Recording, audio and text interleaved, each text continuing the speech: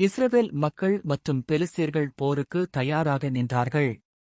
இரு படைகளுக்கும் நடுவில் ஒரு மிகப்பெரிய மனிதன் வந்தான். அவன்தான் கோலியாத். அவன் உயரம் பெரியது. குரல் இடியென முழங்கியது.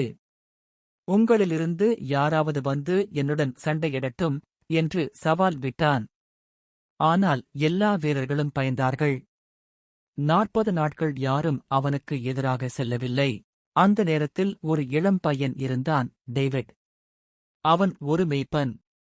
ஒருநாள் அவன் தன் அண்ணன்களுக்கு உணவு கொண்டு போர்க்களத்துக்கு வந்தான். அங்கே எல்லோரும் பயந்து நிற்பதை பார்த்தான். தாவீது கேட்டான், ஏன் யாரும் அவனை எதிர்க்கவில்லை? உயிருள்ள தேவனை அவன் அவமதிக்கிறானே. தாவீதின் வார்த்தைகள் ராஜா சவுலிடம் சென்றது. ராஜா கேட்டார், நீ ஒரு சிறிய பையன். அவன் சிறு வயதிலிருந்தே போர்வீரன். ஆனால் தாவீது சொன்னான், சிங்கத்திலிருந்தும் கரடியிலிருந்தும் தேவன் என்னைக் காப்பாற்றினார். இந்த கோலியாத்திடமிருந்தும் காப்பாற்றுவார். சவுல் தன் கவசத்தை தாவீதுக்கு கொடுத்தார். ஆனால் தாவீது அதை கழற்றி வைத்தான். எனக்கு இது தேவையில்லை. தேவன் போதும் என்றான். தாவீது ஒரு சிறிய ஆற்றருகே சென்றான். அங்கே இருந்து 5 மென்மையான கற்களை எடுத்தான். கையில் ஒரு கவன் மட்டும். இதயம் முழுக்க விசுவாசம் மட்டும். அவன் மெதுவாக கோலியாத்தை நோக்கி நடந்தான். கோலியாத் தாவீதைக் கண்டு சிரித்தான்.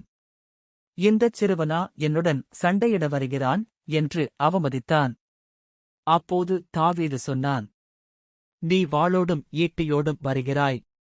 ஆனால் நான் சேனைகளின் கர்த்தரின் நாமத்தில் வருகிறேன். அவன் கவனால் ஒரு கல்லை வீசினான். அந்த கல் நேராக கோலியாத்தின் நெற்றியில் பட்டது. அந்த பெரிய வீரன் தரையில் விழுந்தான். இஸ்ரவேல் மக்கள் மகிழ்ச்சியுடன் கத்தினார்கள். பயம் வெற்றியாக மாறியது. அந்த நாளில் அனைவரும் புரிந்து கொண்டார்கள். வெற்றி பலத்தால் வராது. தேவன் நம்மோடு இருந்தால் போதும். வசனம். கர்த்தருக்கு போர் உரியது.